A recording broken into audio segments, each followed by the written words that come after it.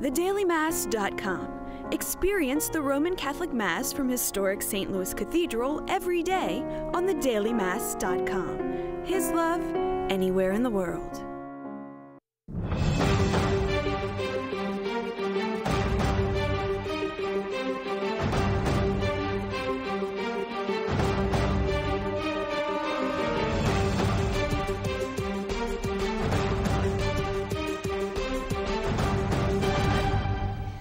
Good evening and welcome to Issues in Faith. I'm Margaret Dubuisson, filling in for Sarah McDonald. And I'm Jason Angelette. Welcome to Issues in Faith.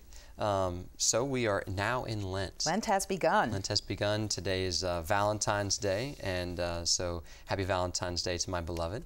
And also we begin the whole journey, the 40 days. Yes, it's a good time to reflect and spend a little quiet time maybe. Yeah. Turn off the TV a little more and family time a little more. Yeah, it's always good. I've been really convicted about that. I feel like we are in a very technological savvy age where we have so many opportunities to surf, listen, watch, and view and chat, and it's just like I think I need to kind of reprioritize a bit and make sure that I'm not putting too much in those areas. Less screen time. Less screen time. Yeah. And more time in prayer, not feeling so rushed with prayer, but also not feeling so rushed with my relationship with my wife and our kids. I want to be present with people who I'm talking with. But not less screen time when Issues in Faith No, is of on. course not. We want screen time then. February 2nd marked the World Day for Consecrated Life. Pope Benedict celebrated a special Mass to commemorate the day in the Year of Faith at St. Peter's Basilica. 50 superiors of men's and women's orders joined him. He asked nuns and brothers and priests not to listen to the prophets of doom who say that consecrated life has no future or that it has no meaning in today's world. The Pope said, do not join the prophets of doom who proclaim the end or the lack of meaning of consecrated life in today's church. The Holy Father added, rather clothe yourselves in Jesus Christ and put on the armor of light. Remain awake and vigilant. Recently, representatives of the U.S. Bishops' Conference and 4 Reformed Christian denominations have publicly affirmed that they recognize each other's baptisms as valid. The statement was signed by members of the Bishops' Committee and 4 Protestant denominations: the Christian Reformed Church in North America, the Presbyterian Church USA, the Reformed Church in America, and United Church of Christ. It marked the first time the Catholic Church in the United States has ever signed on to such an agreement. The common agreement was the result of 6 years of study and consultation by Catholic and Reformed scholars during the 7th round of the Catholic Reformed Dialogue in the United States. The first round of that began in 1965. The Bishops' Conference referred to the signing as a ceremonial representation of the growing unity between Christians and the progress of the ecumenical movement. This February, the largest statue of the Virgin Mary in the world, dedicated to Our Lady of Sokovan, was inaugurated in the city of Oruro, Bolivia. Towering at 149 feet, the statue is located on a 12,000-foot mountain south of La Paz. That's the country's second largest city. It stands 22 feet taller than the Christ the Redeemer statue atop Rio de Janeiro, Brazil. Our Lady of Sokovan is the patroness of miners. The presentation of the $1.2 million statue also marked the beginning of Carnival in Oruro. The city's festival is the only carnival celebration that includes a dance in honor of the Virgin Mary. In the closing procession, nearly 50 dancers made their way to the shrine where they asked the Blessed Mother for her intercession. A Pontifical University in Rome is launching a new digital journalism program on February 14th as widespread response to Pope Benedict's Twitter account continues. The new master's degree in digital journalism comes after Pope Benedict XVI reached 2.5 million Twitter followers after posting his first tweet on December 12, 2012. This January, the Pope added Latin to his 8 other languages he tweets in, which already includes English, Spanish, Arabic, French, German, Italian, Polish, and Portuguese. The master's degree will be in Italian and hold a maximum of 35 students who will study in-depth online journalism and how to start up their own business in the industry. You can follow Pope Benedict on Twitter at Pontifex. Catholic Relief Services is working to assist tens of thousands of refugees in Mali as the clash between government and rebel forces continues. The fighting in Mali began in April 2012 after a military coup provided Islamist fighters and Tuareg rebels the opportunity to seize northern Mali. An estimated 228,000 people have been internally displaced in Mali, while another 140,000 refugees have registered in neighboring countries. That report from the United Nations High Commissioner for Refugees. The agency is currently helping about 4,000 refugees in the national capital of Bamako with monthly food allowances. Catholic Relief Services has been working in Mali since 1999. Other projects are still continuing despite the military conflict, including nutrition, education, and community infrastructure programs, and supplying hot, nutritious meals to school children each day in about 300 schools. Well, it's Valentine's Day this evening, and on this holiday where we celebrate the gift of love, Catholics are reminded of the sacredness of romantic love in marriage. In our Archdiocese, the Family Life Apostolate offers several programs that foster the bond in marriage, and one of these programs is classes on natural family planning, a way to foster deep, true intimacy in a marriage while also promoting a culture of life. Joining us tonight to tell us more is Caroline Scholl from the Family Life Apostolate.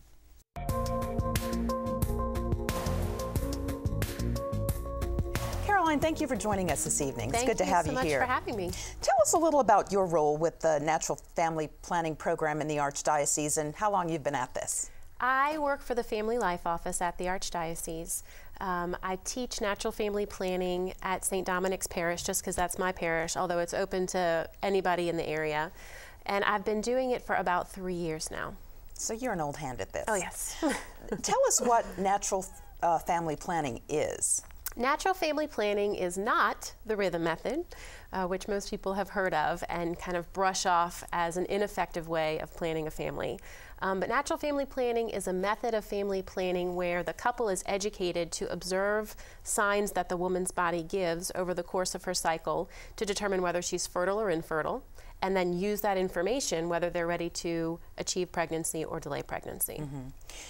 Why is it important for Catholic couples? Natural family planning is important for several reasons. One of the main reasons is that it works toward helping couples live out the marital sacrament. The goal of the sacrament of marriage is unity, and natural family planning in no way inhibits that unity, and in fact it fosters that unity. Excuse me. Practically speaking, natural family planning gives couples who want to delay pregnancy the ability to delay pregnancy in a way that's morally sound, where they're not interfering at all with the way God envisioned that marital intimacy in marriage. What is it, you kind of touched on this, but elaborate a little bit about what this method of delaying pregnancy or becoming pregnant, what does it foster in a couple? What does it do for their relationship, and what benefits do they derive? Sure. It fosters a lot of things. That it fosters that unity in many ways. One of the things that is, I think, underplayed, but that's a really beautiful benefit of NFP, is that couples who are trying to avoid pregnancy have built-in periods of abstinence, which is kind of a yucky word. It sounds pretty wretched to most people at first glance, abstaining from physical intimacy with their spouse.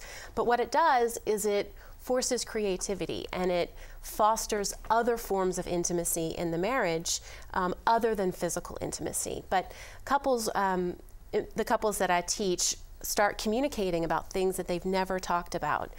It puts them really in the driver's seat, and I love seeing them take the class and really have a sense of awe and wonder at the beauty of the way our bodies work, and just this symphony of hormones interplaying, and how it's such a miracle when a baby is actually conceived, because so many things had to go right in order for that to happen. That's a lovely way to put it. I like that a lot. What can the couples who attend your classes, what can they expect? Well, they can expect not to be judged.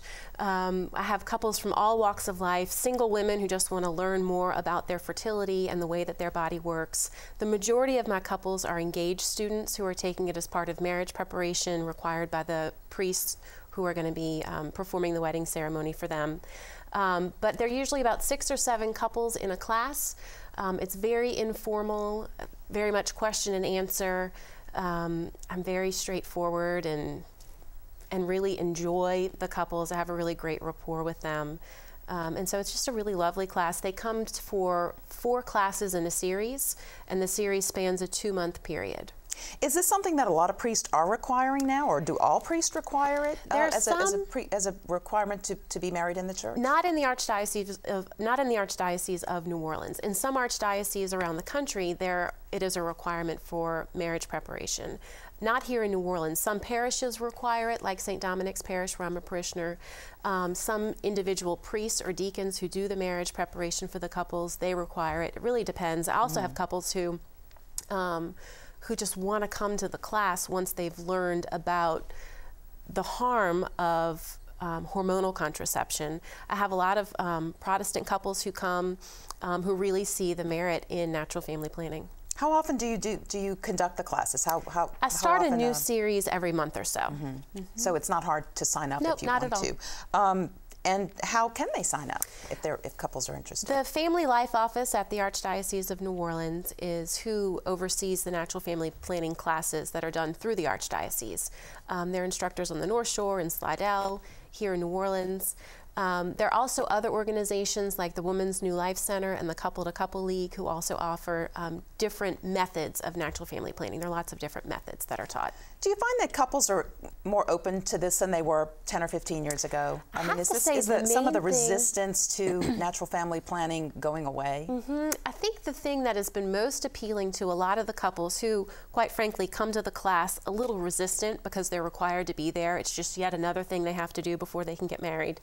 But the thing that has been most eye-opening for a lot of them is that it's very compatible with the lifestyle, that natural lifestyle. These couples buy hormone-free chicken, and it's a 100% organic method of family planning. And so it really appeals to that lifestyle for people who are really concerned about what they're putting into their bodies. I have a lot of women who really only buy organic food and hormone-free meats and pesticide-free fruits and vegetables. So why would you go that route and then take birth control pills? So then I see the light bulb go off, like, oh, this is really much more congruent with my lifestyle than using hormonal contraception. Well, Caroline, thank you for being with us. Very informative, interesting so much. topic. Thanks a lot for being here.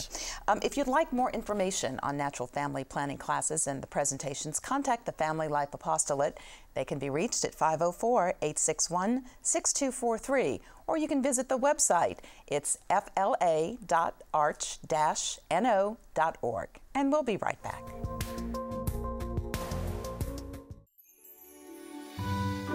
We never forget our best teachers, the ones who do so much more than teach. They inspire and insist we bring our best in everything we do. We find those mentors in our Catholic schools. It's why Catholic school graduates consistently go on to college, land better jobs, embrace faith, and lead. Archdiocese of New Orleans Catholic Schools, in a class of their own. The heart of Woman's New Life Center is its outreach to women in unplanned pregnancies, especially those who are seeking an abortion. Our professional counseling services, combined with free ultrasound tests, provide each woman with the nurturing she needs while also revealing her unborn child to her. For more information about the life-saving work of Woman's New Life Center, call 504-831-3117 or visit womansnewlife.com.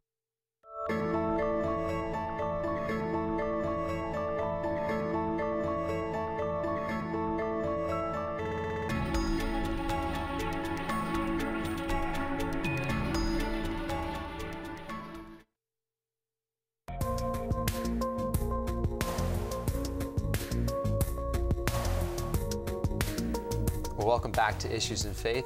Many people are celebrating this Valentine's Day with a special dinner. Tonight, Cafe Hope, an affiliated ministry of Catholic Charities, is hosting a special Valentine's Day dinner to benefit Cafe Hope's mentoring program and restaurant. Joining us to tell us more about this special event and to give us an update on Cafe Hope is Director Luis Arocha. Thank you very much for being with us. Thanks for having me, Jason. I appreciate it. Well, please tell us about this this Valentine's Day dinner. What's happening this evening? Well, we're trying to make up for a slow carnival carnival season. Last year, the day after carnival, we did 2 whole people the entire day. Oh, wow. So this year we're going to close the day after Valentine's, and came up with the day after Mardi Gras, and came up with the idea to open up on Valentine's night and do a dinner to make up for the lost revenue. So it's an incredible set menu Chef Melissa Martin put together for us, 5 courses. Wow. And so $50. Praise God. An incredible value. So $50 for the couple. $50 a person. $50 a person. On, we gotta no, that's 5 course. I'm like, good night. Yeah. No, so we're gonna have fantastic. little oysters and caviar to open it up and close it out with some strawberries. Well, you know, if you're gonna take your wife to a dinner, it's gonna cost more than $100. Oh, absolutely. If it's nice, you know. And then especially Valentine's, you got to do this. So this is perfect. A wonderful ministry, a wonderful night, fantastic food. We set out to have 60 people, and as of right now, we're at 58. 59 Praise people. God, that's fantastic. So it went really well. It was really well received in the community. So. Well, tell us about Cafe Hope. Again, give us the background. Well, we started about 3 years ago. It was the brainchild of our chairman, Tim Falcon. Tim was one of the co-founders of Cafe Reconcile. So Tim and his brother-in-law, Craig Cucci, and Father Harry Thompson started Reconcile.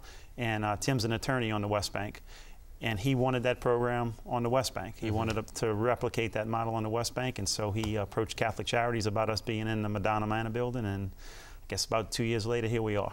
Well, tell us again the special mission. I mean, the guys that are coming in, your cooks, your servers, they're not just workers. There's something special going on. Yeah, we work with at-risk youth between the ages of 21 and 23. I mean, 17 and 23, sorry.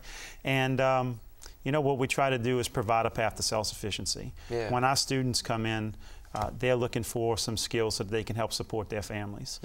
Unfortunately, life hasn't been kind to most of them. About 85% of our guys are coming in without a high school education. And about 45% of them have families already.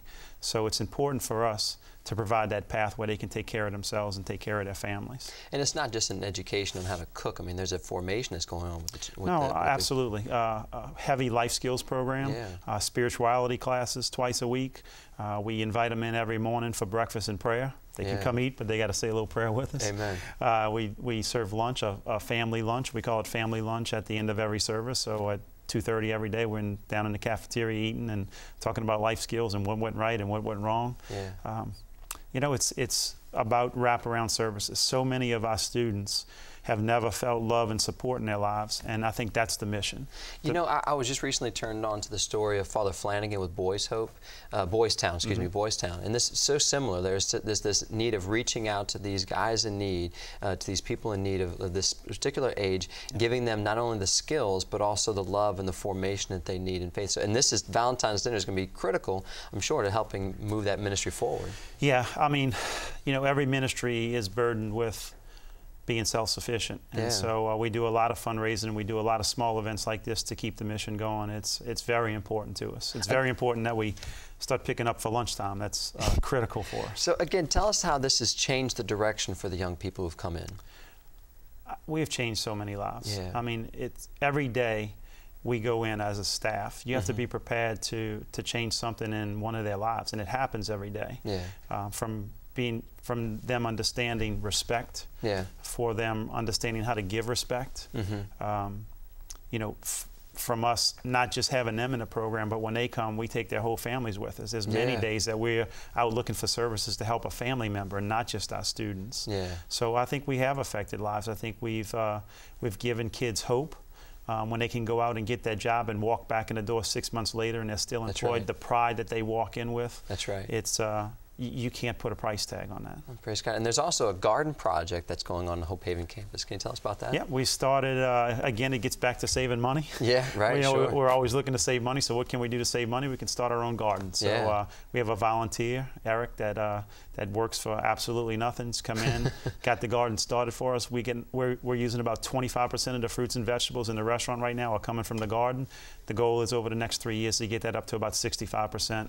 We have 4 community gardeners that are already committed to being a part of the project and help grow for us. Well, there's another event coming up. It's Hope on the River. Tell us about that on the Natchez. Mr. Gordon Stevens has been an incredible supporter of our program. Fantastic. He gave us the Natchez free of charge. Praise God. Thanks to Mr. Stevens for that. And so it's $100 a person. He's providing the food and the drink and the entertainment, and we're going to have a small auction on the boat, and it's going to stay docked, so we don't have to put any pressure on anybody to get there on time. It's just going to stay at the dock this year, and we'll see how it goes from there, but an incredible event. Well, we're almost out of time, but tell us any more events coming up for the 2013. Absolutely. Right after the Natchez event, we're going to have our second annual barbecue cook-off at Cafe Hope. So that's March 16th, Saturday, March 16th. We're hoping to get 1,000 people out. We're hoping to have 50 barbecue teams. This year it's going to be IBCSA sanctioned event, so we're going to have a champion that goes on to the national championships from that event. It's going to be cheap to get in, $10 to get in, and then a couple of bucks to sample whatever barbecue you want. Every one of them will have a booth set up, so it'll be a lot of fun. We're going to have some live music out there too. Still working on the bands, but we're trying to get it there. Well, where can we go to get more information? www.cafehope.org. Cafehope.org. All the events. Out. We're on Facebook. Facebook.com/CafeHope, CCANO. And we're always tweeting, so look out for our Twitter account too. Fantastic. Well, God bless you so much and all that you're doing, and please keep us posted, and hope we have a great dinner tonight. I hope you come out and join us. I hope some of that fun. Yes, indeed. Well, again, Cafe Hope is located on the Hope Haven campus in Marrero. Join them for lunch weekdays, 11 a.m. to 2 p.m., Monday through Friday. And for tickets to Hope on the River on February 23rd, or for more information, please visit cafehope.org. Be sure to follow them on Twitter at Cafe Hope CCANO, or find them on Facebook.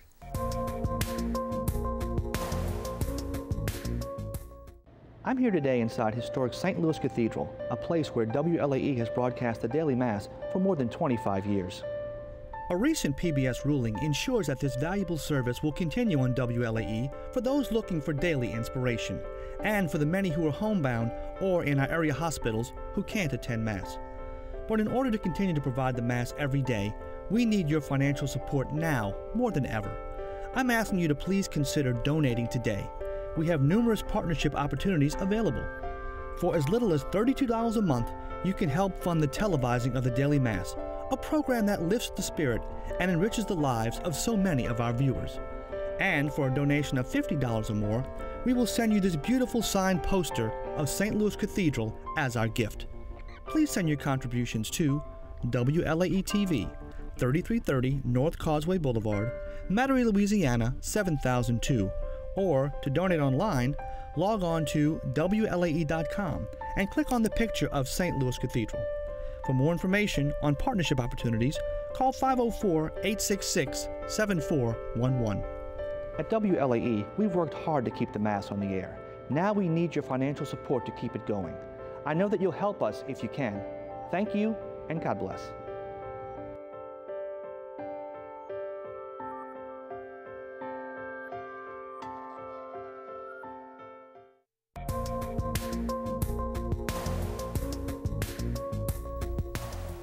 It's been more than a quarter of a century since they've taken the stage together, a group of singers who helped pave the way for change in liturgical music.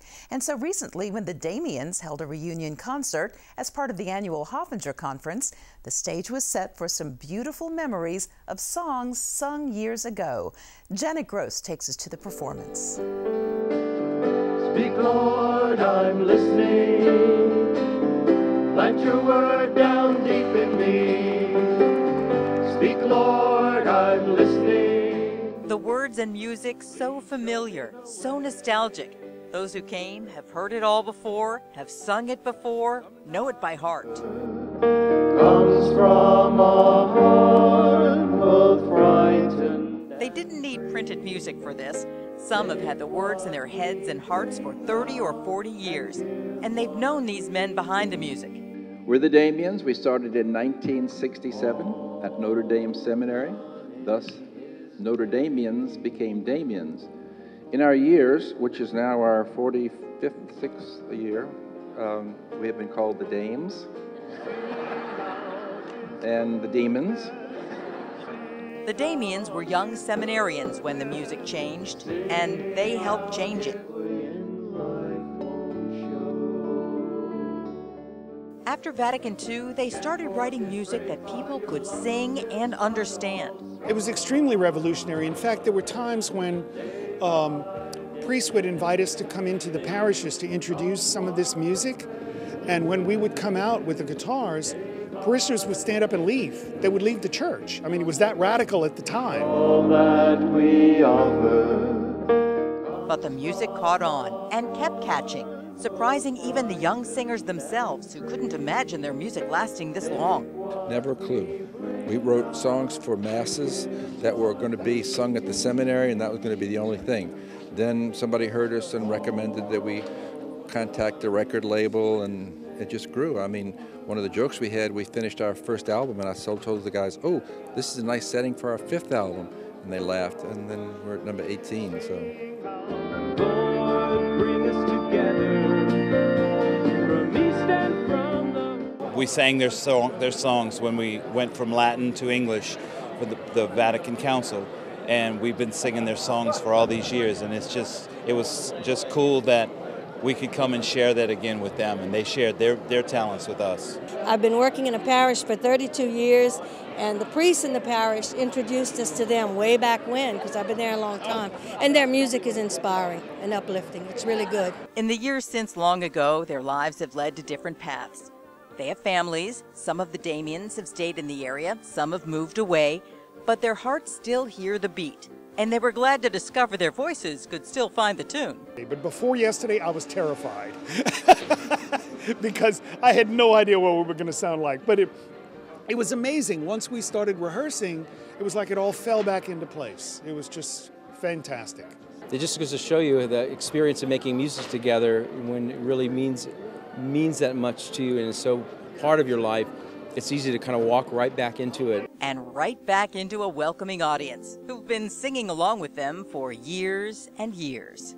I'm Janet Gross for Issues and Faith.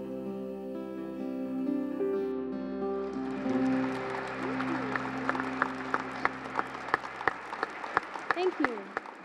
This won't be the last time the Damiens perform together. They say they're already thinking of doing other concerts in the near future. Thanks for tuning in this weekend. If you have a question for us and or idea that you'd like to see on air, please write to us at Issues in Faith, 3330 North Causeway Boulevard, Suite 345, Metairie, Louisiana, 7002, or you can email us at questions@WLAE.com. Plus, if you missed an episode, you can catch up online at www.archdiocese-no.org. And that's our program for this evening. For all of us at Issues in Faith, thank you for watching. We'll be back next week. Hope you join us again soon. Until then, God bless.